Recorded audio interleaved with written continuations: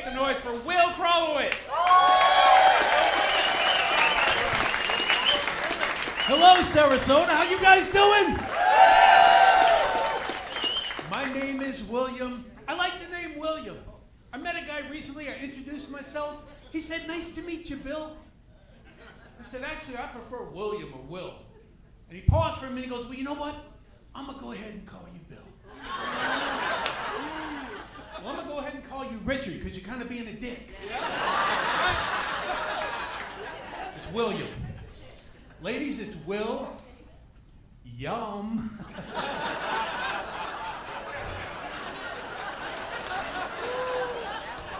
That's right, ladies, you just got the new glasses. These thick-ass lenses make my brown eyes pop. Hashtag glaucoma. Glaucoma. I've been wearing glasses since I'm 8 years old, and when I found out I had to wear glasses, my mother got mad at me. I would get blamed for all my afflictions. It's like, he has to wear glasses. That's because you sit too close to the television. He needs braces. I told you not to chew like that. He has asthma. Oh, he's just too lazy to breathe. No, it's because you smoked all through the pregnancy. Don't blame her. Back in those days, 4 out of 5 doctors recommended smoking to expectant mothers to calm their nerves. Don't upset the baby. Relax. Have a glass of wine. So I was born with asthma and a hangover. Welcome to the world. So I'm heavy, I have asthma, and I caught COVID back in 2020. It was not good. I ended up in the hospital. It was bad. They hooked me up to a lot of monitors, and one night they came in with the crash cart. They had the paddles out clear, scared the shit out of me, and the doctor's like, "We thought we were gonna lose you. Your oxygen levels dropped to dangerous levels. If you don't get this CPAP machine with oxygen, there's a very good chance you could have a heart attack or a stroke and die in your sleep." And I was like, "Oh my God, die in my sleep? That is awesome." Who doesn't want to die in their sleep? How did you die? I don't know. I slept right through that shit.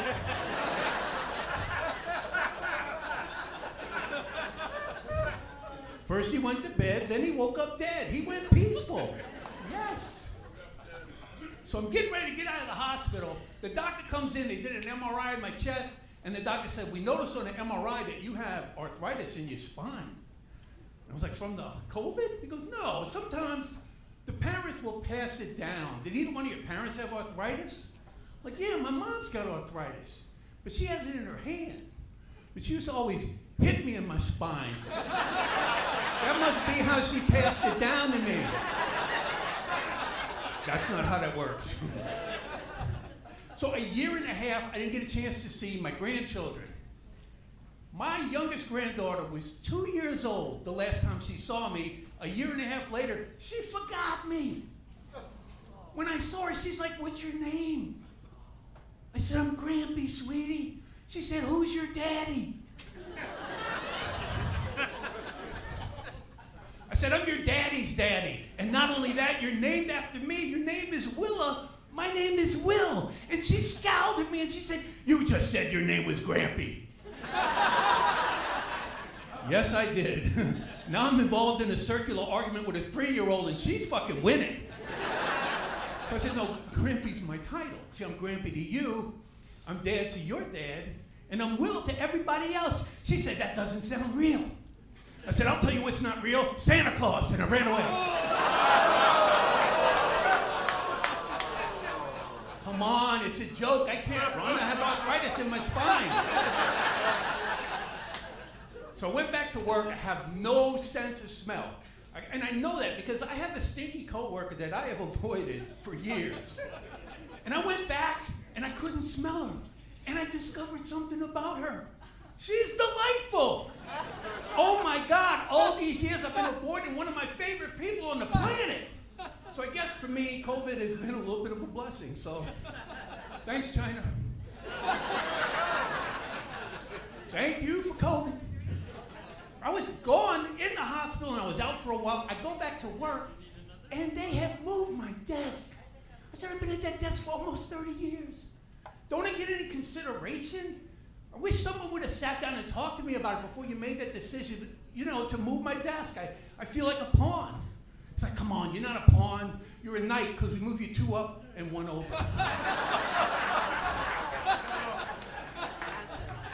That's for my chess people. So I'm back at work. I'm in the restroom. Someone is talking on their cell phone in the next stall. It's infuriating. Finally, I had to say something. Like, hey, if I have to sit here and listen to your dumb conversation, how the hell am I supposed to come?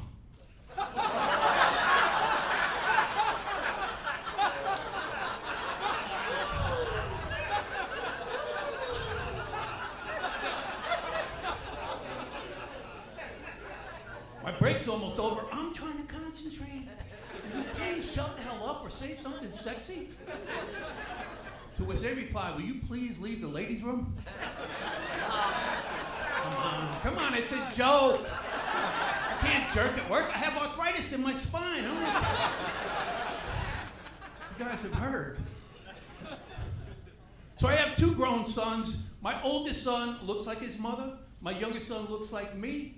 My oldest son thinks that my other son is my favorite because he looks like me. I'm like, that's ridiculous. He's not my favorite because he looks like me. He's my favorite because he doesn't look like my ex-wife.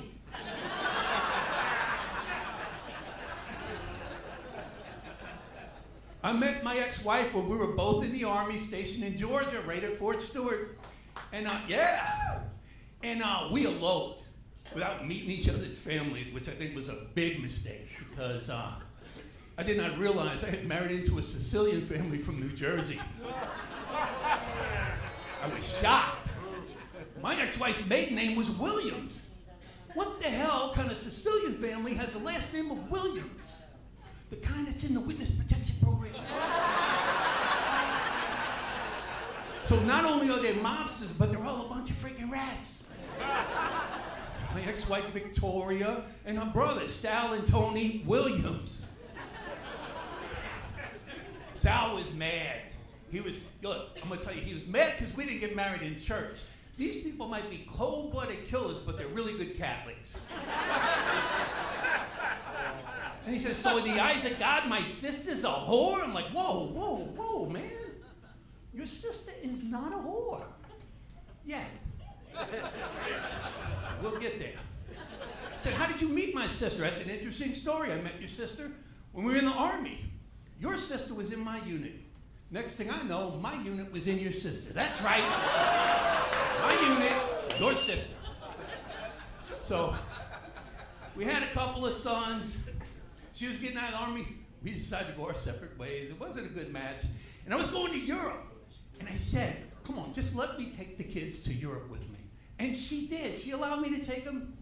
And then she got remarried, had a couple more kids, got divorced again. I took the kids to Europe. I came back, got out of the Army. I'm from New Orleans originally. I moved back to New Orleans, and I met a Wisconsin girl down there.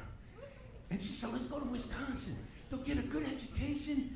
And I said, okay. So we moved to Wisconsin 30 years ago. And we broke up after 1 year. Too much fighting. I don't like to fight. I don't like to argue, especially in public. We're in the mall, and she's like, here, hold my purse. I'm not going to carry your purse. Like, well, you're not man enough to carry a purse? Like, that's a black bag, and I'm wearing brown shoes. I'll look like an idiot.